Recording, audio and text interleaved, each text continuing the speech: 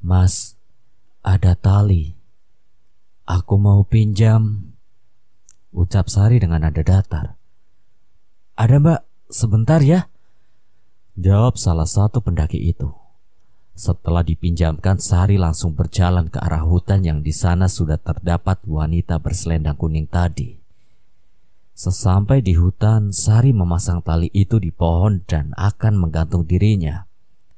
Tetapi sebelum dia akan melakukan aksinya itu, tiba-tiba ada yang mencegahnya. Setelah dilihat ternyata mereka adalah beberapa pendaki yang meminjamkan tali tadi. Mbak, mau ngapain? Ucap pendaki itu dengan panik. Aku mau mati. Loh, jangan bercanda mbak. Mbaknya dari rombongan mana? Assalamualaikum warahmatullahi wabarakatuh. Kembali lagi di channel Portal Dimensi dan tentunya masih bersama saya Kang Slamet di sini. Kali ini Kang Slamet akan membawakan sebuah kisah mistis pendakian yang berjudul Petaka Mahkutoromo, Gunung Arjuno. Gue mau nyeritain pengalaman mistis dan horor dari pendakian Gunung Arjuno, di mana waktu itu salah satu dari mereka ini sudah membuat kesalahan fatal hingga membuatnya harus mati di gunung. Kisah ini gue ambil dari beberapa sudut pandang orang yang mengalaminya dan udah gue ringkas jadi satu biar enak didengar. Sebelum kita masuk ke ceritanya, buat kalian yang belum subscribe channel ini, tekan tombol subscribe-nya terlebih dahulu dan tekan tombol notifikasinya agar kalian tidak ketinggalan cerita terbaru dari Portal Dimensi. Gak usah berlama-lama lagi, langsung saja kita masuk ceritanya. Petaka Mahkutoromo, Gunung Arjuno.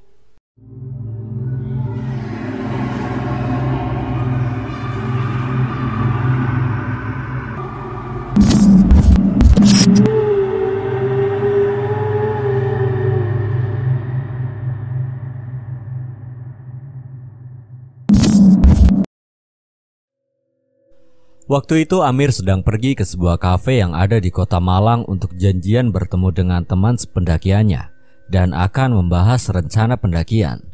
Sebut saja temannya itu Hasan. Sebelumnya mereka sudah sepakat akan mengantarkan teman kampusnya Hasan mendaki gunung ini. Di kafe itu tanpa disengaja Amir melihat ada seseorang yang sepertinya dia kenal dengan orang itu. Perlahan dia mendekatinya dan ternyata benar. Dia adalah teman lamanya atau teman sekolahnya dulu. Sebut saja dia Roni. Dia terlihat sedang bersama pacarnya atau mungkin istrinya. Karena memang itu benar-benar Roni, dia menyapa. Bro, apa kabar? Ingat aku nggak? Terlihat Roni sedikit berpikir karena dia lupa-lupa ingat. Amir, teman sekolah dulu. Nah, itu betul. Berhubung Hasan belum sampai di kafe, dia ikut nimbrung bersama Roni dan Roni memperkenalkan pacarnya itu ke Amir. Sebut saja pacarnya itu adalah Sari. Apa kabar bro? Waduh, udah lama banget nih gak ketemu. Oh iya, kenalin ini, Sari, pacarku. Alhamdulillah sehat bro. Kirain istrinya tadi, jawab Amir sambil basa-basi. Masih rencana sih. Doain ya. Mereka membicarakan hal yang tidak penting semasa sekolah dulu. Seringkali Sari menanyakan bagaimana Roni semasa sekolah dulu. Pinter gak, nakal gak, dan lain sebagainya. Sepertinya Sari ini orangnya asyik juga. Kalau sama orang yang baru kenal bisa langsung akrab gitu. Nah, ketika mereka sedang asyik-asyik ngobrol, tiba-tiba HP Amir mendapat pesan dari Hasan yang memberitahukan kalau dia sudah berada di depan kafe. Amir meminta Hasan untuk langsung masuk saja. Tidak lama kemudian terlihat Hasan sedang celingukan mencari keberadaan Amir dan Amir pun memanggilnya. Amir memperkenalkan Hasan pada Roni dan Sari. Setelah itu dia pindah ke meja sebelah. Karena gak enak juga kan sama mereka berdua, ntar malah ganggu waktu pacaran mereka. Amir memesan minuman ke kasir dan menikmatinya sambil membahas rencana pendakiannya bersama Hasan. Ketika sedang membahas itu, tiba-tiba dari meja sebelah Roni bertanya, "Mau daki ya bro?" "Iya nih." "Ikut yuk." "Enggak ah, aku gampang capek, ntar malah jadi beban." ucap Roni nada bercanda. Amir dan Hasan lanjut membahas rencana itu. Pendakian ini semata untuk mengantarkan teman-teman kampusnya Hasan dengan tujuan untuk melihat peninggalan-peninggalan sejarah, dan Hasan berniat untuk mengajak Amir mendaki ke Gunung Lawu. Tapi kalau ke Gunung Lawu Amir tidak bisa karena dia tidak ada banyak waktu. Di sisi lain jarak ke Gunung Lawu itu tidak dekat. Setelah cukup lama berunding, akhirnya mereka memutuskan untuk mendaki ke Gunung Arjuna via jalur Purwosari. Karena menurut Amir di situ juga terdapat peninggalan-peninggalan Majapahit di masa lampau. Mendengar Amir akan mendaki gunung, Sari sedikit tertarik. Dia bilang pada Roni, "Yang, ikut Mas Amir yuk naik gunung."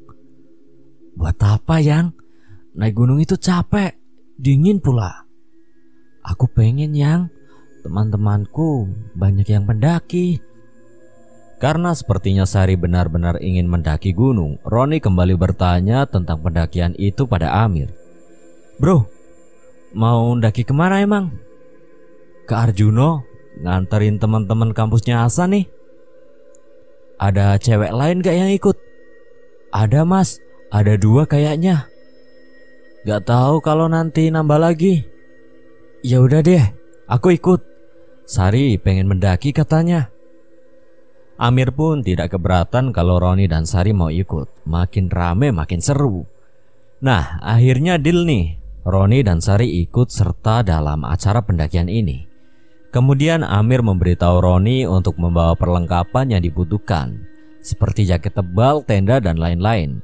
Kalau tidak punya bisa menyewa. Di dekat sini banyak penyewaan alat outdoor.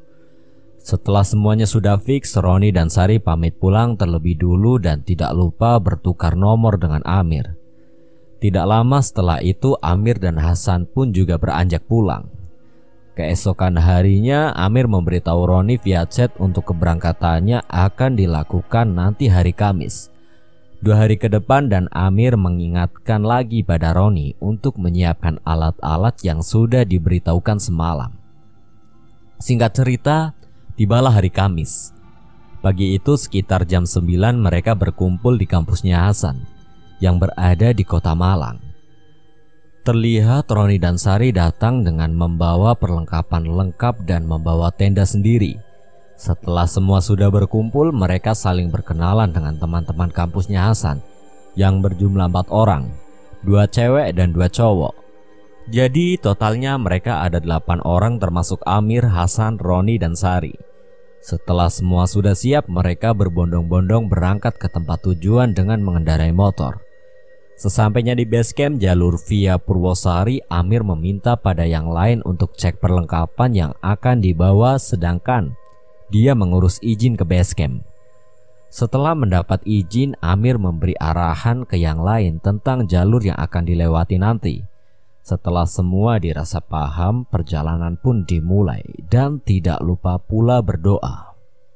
Selangkah demi selangkah jalur setapak dilewati hingga tidak terasa sampailah mereka di pos 1 yang dinamakan Gua Ontobungo. Sesampai di situ mereka berhenti cukup lama untuk melihat-lihat bangunan yang ada di pos 1. Jadi di situ ada beberapa bangunan yang digunakan orang-orang tertentu untuk tujuan spiritual. Setelah puas dengan itu, perjalanan dilanjutkan menuju ke pos 2. Perjalanan menuju ke pos 2 cukup menguras tenaga karena kontur jalannya berupa batu dan cukup menanjak. Hingga beberapa kali mereka berhenti di pinggir jalur untuk istirahat. Terus berjalan hingga akhirnya mereka sampai di pos 2 sekitar pukul 12 siang. Pos ini dinamakan Tampuono. Di situ terlihat ada beberapa bangunan dan cukup ramai oleh pengunjung. Di pos 2 itu mereka memutuskan untuk istirahat lagi. Beberapa dari mereka mengeksplor suasana sekitar, sedangkan Roni dan Sari pergi ke sebuah sendang yang dinamakan Sendang Dewi Kunti. Di area Sendang Dewi Kunti, tanpa disengaja Sari melihat ada sebuah kain yang berwarna kuning menggelantung di dahan pohon tepat di atas sendang tersebut. Ada rasa merinding yang dirasakan Sari ketika melihat kain itu yang berbentuk seperti selendang. Tapi Sari tidak begitu memperdulikan soal itu karena mungkin itu adalah kain yang sengaja ditaruh seseorang untuk tujuan tertentu. Setelah kembali dari sendang Dewi Kunti, Sari bilang ke Roni, "Yang, tadi lihat kain kuning di sendang gak?" "Kain? Enggak tuh. Enggak tahu juga sih. Aku enggak begitu perhatiin. Emang kenapa?" "Aku ngerasa ada yang aneh aja. Kainnya kayak selendang." "Oh alah, paling itu sengaja ditaruh di situ sama warga buat tanda." Nah, kain kuning inilah sebagai pertanda yang nantinya akan membawa petaka bagi mereka. Di pos 2 mereka tidak istirahat terlalu lama. Setelah dirasa cukup melihat-lihat suasana sekitar, perjalanan kembali dilanjutkan. Setelah beberapa menit berjalan, sampailah mereka di pos 3 yang dinamakan Eyang Sakri. Di situ terdapat satu bangunan yang bercat hijau. Di pos 3 ini mereka memutuskan untuk istirahat lagi cukup lama. Sempat membuat kopi juga, dan ketika yang cowok sibuk membuat kopi, Sari mendatangi anak-anak yang cewek biar lebih akrab. Sebut saja dua cewek tadi adalah Linda dan Iis. Sambil menikmati kopi, mereka bercanda-bercanda dengan tujuan biar semakin akrab satu sama lain. Setelah kopi sudah habis dan hari juga semakin sore, mereka bergegas melanjutkan perjalanan hingga sampai di pos 5 Mahkutoromo. Tepat masuk waktu maghrib. Sesampai di sini terlihat mereka semua tampak kelelahan. Lalu Amir bertanya, "Gimana? Masih kuat nggak lanjut jalan ke pos 7? Kalau kuat, kita camp di sana aja ntar." "Masih jauh nggak ke pos 7-nya, Mas?" tanya Sari. "Mayan sih, palingan 2 jam lagi. Kalau udah capek, kita camp di sini juga nggak apa-apa." Karena memang sudah sangat kelelahan, mereka memutuskan untuk bermalam di sini saja. 3 tenda berkapasitas 4 orang mereka dirikan secara berhadapan, termasuk tenda yang dibawa Roni sendiri. Setelah tenda sudah berdiri, mereka lanjut masak makanan di samping tenda. Sambil masak, mereka bertukar cerita tentang pengalaman hidupnya masing-masing. Amir, Roni, dan Sari membagikan pengalaman kerjanya pada mereka yang kuliah. Tidak terasa masakan sudah matang dan mereka pun makan dengan lahap. Setelah makan, sebagian dari mereka memutuskan untuk masuk tenda dan tidur. Sari, Linda, dan Iis tidur di satu tenda, sedangkan yang lain bebas mau tidur di tenda mana saja. Lagi pula kapasitas tendanya masih sisa banyak. Ketika yang lain sudah pada tidur, Amir dan Roni duduk-duduk di samping tenda untuk menghabiskan ngopi dan membahas masa-masa sekolah dulu. Dan Roni juga bilang ke Amir kalau rencananya tahun depan dia akan nikah sama Sari. Setelah cukup lama ngobrol dan malam juga semakin dingin, mereka berdua masuk ke dalam tenda untuk tidur. Waktu itu mereka tidur di satu tenda yang masih kosong. Keesokan harinya, mereka semua bangun dan lekas memasak makanan untuk sarapan, sebelum nanti berjalan summit ke puncak. Terlihat pagi ini cuacanya sangat cerah sehingga menambah semangat mereka untuk cepat-cepat menuju ke puncak.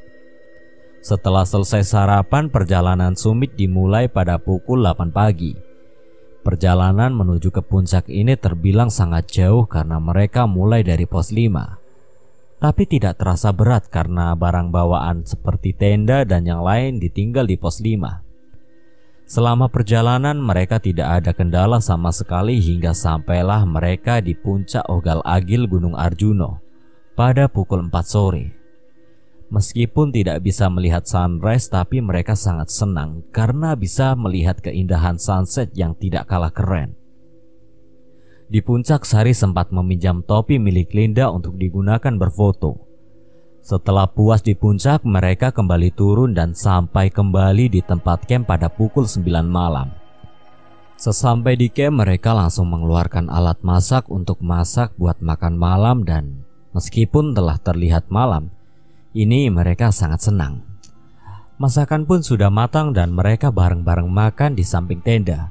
Setelah makan, sebagian dari mereka ada yang jalan-jalan ke altar dan menyapa pendaki lain yang baru datang.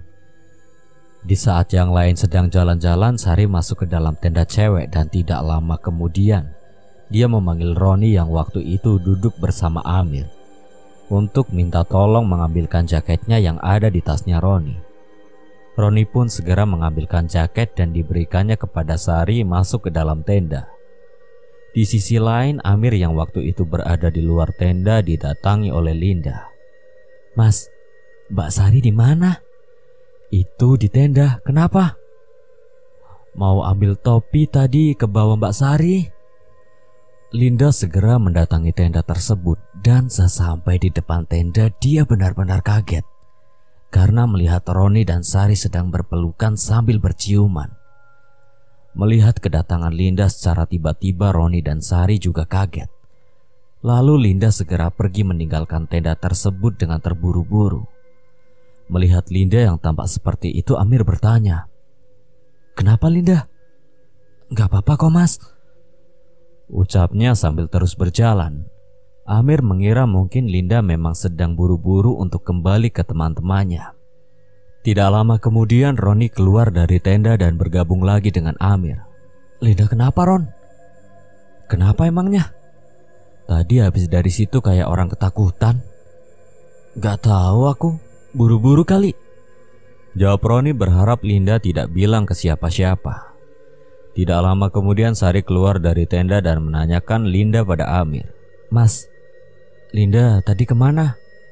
"Oh, itu kembali ke anak-anak. Oh ya, tadi dicariin katanya mau ambil topi." Sepertinya Linda tidak bilang tentang tadi kepada Amir dan Sari juga berharap semoga Linda tidak bilang juga pada yang lain. Saat pamit pada Amir dan Roni untuk tidur lebih awal, sedangkan di depan tenda Roni lanjut ngopi sama Amir dan berusaha memasang wajah tenang. Sedangkan di dalam tenda Sari berusaha untuk tidur lebih awal sebelum Linda kembali. Tidak lama kemudian Hasan dan teman-temannya kembali. Mereka ikut nimbrung sama Roni dan Amir.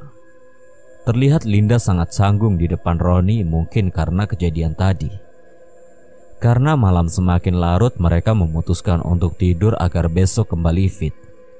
Ketika sedang tidur, tiba-tiba Sari terbangun karena terasa seperti ada yang membangunkan. Setelah membuka mata, sayup-sayup terdengar ada orang yang memanggil-manggil namanya dari depan tenda.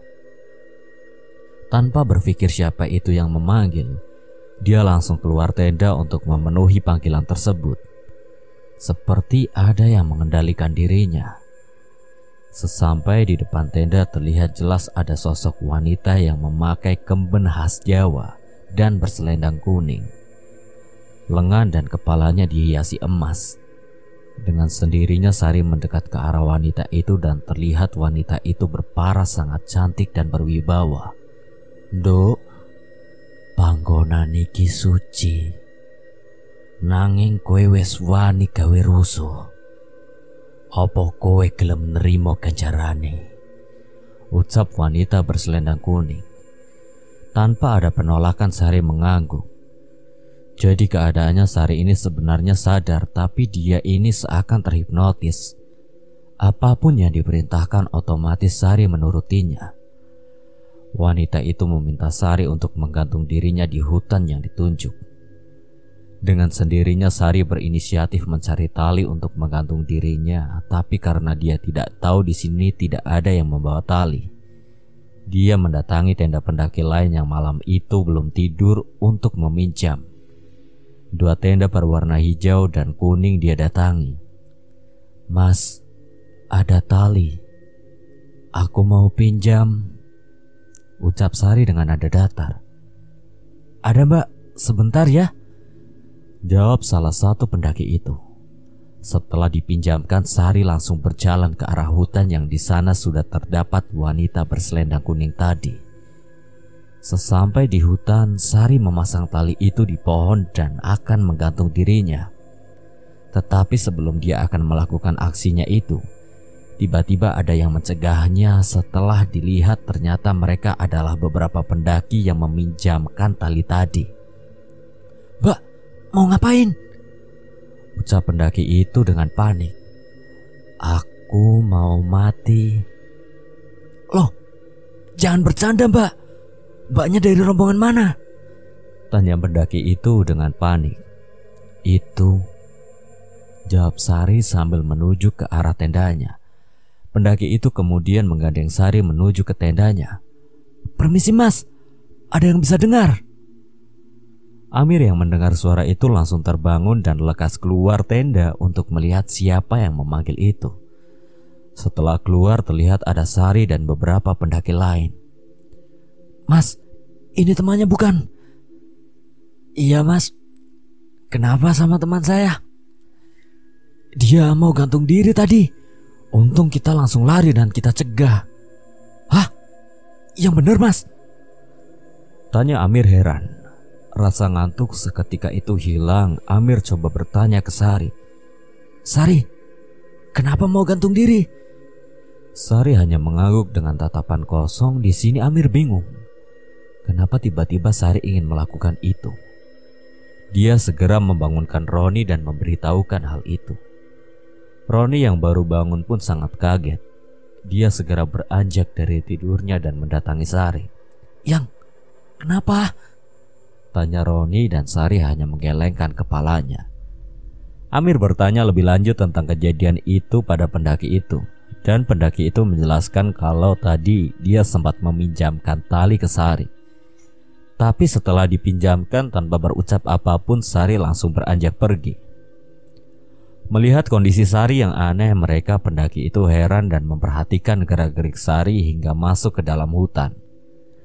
Di dalam hutan itu ternyata Sari akan melakukan aksi gantung diri dengan tali itu. Dan mereka pendaki itu langsung lari menyusulnya. Mendengar penjelasan dari pendaki itu, Amir mengucapkan terima kasih karena sudah mau menolongnya. Kemudian pendaki itu pamit untuk kembali ke tendanya sendiri. Setelah pendaki itu pergi, Roni mendudukkan Sari di depan tenda dan ditanya, Yang, ngapain kamu mau gantung diri? Sari hanya menggelengkan kepala dengan tatapan kosong. Di sini mereka mengira kalau mungkin Sari kesurupan. Yang, kamu ini kenapa sih? Jangan buat kita bingung. Tanya Roni yang sudah mulai panik. Sari masih juga tidak menjawab apapun. Dan hanya menggelengkan kepala, tapi kali ini dia sambil menggaruk-garukkan tangannya ke tanah seakan mau membuat lubang. Melihat tingkah laku Sari yang seperti itu, Roni dan Amir tidak berkata apapun dan saling memandang. Sambil terus menggaruk-garukkan tangannya ke tanah, Sari berucap, "Aku akan mati di sini." Mendengar ucapan itu, Roni syok dan langsung memeluk Sari sambil nangis. Dia menahan tangannya Sari yang terus-menerus menggaruk tanah hingga semakin dalam. Pandangan Sari masih kosong dan kembali diam. Lalu Amir menyarankan Roni agar Sari ditidurkan ke dalam tenda dan mereka berdua berencana tidak tidur untuk menjaga di luar tenda. Amir tidak ingin memberitahu yang lain dulu soal ini karena tidak ingin membuat mereka panik. Setelah ditidurkan di dalam tenda, mereka berdua menyalakan kompor untuk membuat kopi sambil menunggu pagi. Malam itu terlihat waktu sudah menunjukkan pukul 2 dini hari. Sambil minum kopi, Amir bertanya pada Roni apakah mereka berdua ada masalah. Tapi Roni bilang tidak ada masalah sama sekali. Malahan dia sendiri juga bingung kenapa tiba-tiba Sari menjadi seperti itu. Ketika sedang sibuk membahas soal itu, tiba-tiba Sari keluar dari tenda dan berjalan ke arah hutan. Melihat itu, mereka berdua kaget dan Roni langsung menahannya sambil bilang, "Yang, kamu mau kemana?" "Aku mau mati di sana," ucap Sari sambil menunjuk ke arah hutan tadi. "Kenapa mau mati? Kamu ada masalah apa? Bilang ke aku." "Aku disuruh mati," jawab Sari dengan nada datar sambil terus melihat ke arah hutan yang akan dituju. Mendengar jawaban itu, mereka berdua syok dan saling memandang. Amir ikut bertanya, "Siapa yang nyuruh?" "Itu," jawab Sari sambil menunjuk ke arah hutan. Sontak Roni dan Amir melihat ke arah yang ditunjuk Sari, tapi di sana tidak ada siapapun dan gelap. Amir lanjut berucap, "Sari, di sana nggak ada orang. Tidur lagi ya." "Itu Nyai melambaikan tangan ke aku," jawab Sari yang masih terus menunjuk ke arah hutan. Mendengar itu mereka berdua benar-benar merinding.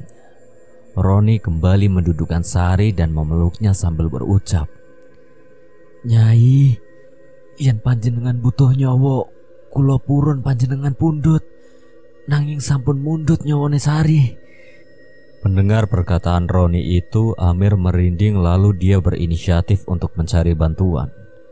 Dia membangunkan anak-anak yang cowok untuk membantu Roni menjaga Sari, sedangkan dia pergi mencari bantuan. Dia berjalan menuju ke altar Wahyu Mahkutoromo. Dan di situ dia bertemu dengan laki-laki parubaya yang sepertinya habis membakar dupa. "Pak, saya minta tolong. Teman saya ada yang kesurupan." "Di mana temanmu?" "Itu di sana, Pak," jawab Amir sambil menunjuk ke arah tendanya. Mereka berdua berjalan menuju ke tenda tempat camp. Sesampai di situ, si bapak langsung duduk di sebelah Sari dan memegang tangannya. Setelah itu beliau berucap, "Temanmu ini tidak kesurupan. Jiwanya dikendalikan sama Nyai Dewi Kunti. Mestinya salah satu dari kalian ini ada yang membuat kesalahan." Mendengar ucapan dari bapak itu, Roni langsung ingat dengan perbuatannya tadi dengan Sari. "Apa mungkin ini sebab dari perbuatanku sama Sari tadi?" ucapnya dalam hati. Sebelum yang lain curiga, Roni langsung bilang, "Iya Pak, saya sudah berbuat kesalahan dan saya sudah menyesal." Mendengar itu, Amir dan yang lain heran. Kesalahan apa yang dilakukan Roni? Belum sempat Amir bertanya, si bapak lanjut berucap, "Ya udah, kalau sudah mengaku salah, sebenarnya Nyai itu welas asih. Tapi kamu harus meminta maaf pada beliau langsung." "Bagaimana caranya saya meminta maaf, Pak?" "Ayo saya hantar kamu dan temanmu ini," ucap bapak itu meminta Roni mengajak Sari. Sementara Roni dan Sari ikut bapak itu, yang lain menunggunya di tempat camp. Roni menggandeng Sari mengikuti bapak itu ke belakang altar Wahyu Mahkutoromo. Sesampai di sana, bapak itu melakukan ritual dan memperlihatkan sosok Dewi Kunti kepada Roni. Seorang wanita mengenakan kemben batik khas Jawa dan berselendang kuning. Dengan mahkota emas di kepalanya perlahan muncul dari kegelapan. Roni seakan tidak percaya dengan apa yang dilihatnya. Dia terkagum karena sosok Dewi Kunti itu terlihat sangat cantik dan berwibawa. Spontan dia langsung bersimpuh mengakui kesalahannya dan meminta maaf. Dan kesalahannya itu dimaafkan oleh Dewi Kunti. Beliau juga memberi nasihat pada Roni dan Sari agar tidak melakukan hal seperti itu lagi di tempat suci lain. Roni dan Sari mengangguk paham, dan ketika mereka melihat ke arah wanita tadi, tiba-tiba beliau sudah tidak ada di depannya. Di situ Roni benar-benar merasa sangat bersalah karena sudah berbuat kotor di tempat orang sebaik Dewi Kunti. Sari yang tadinya seperti orang linglung sekarang sudah kembali normal dan menangis, menyesali kesalahannya itu. Lalu si bapak meminta mereka berdua kembali ke tendanya dan berpesan agar mereka mengakui kesalahannya itu pada teman-temannya dan meminta maaf pada Yang Maha Kuasa atas perbuatannya ini.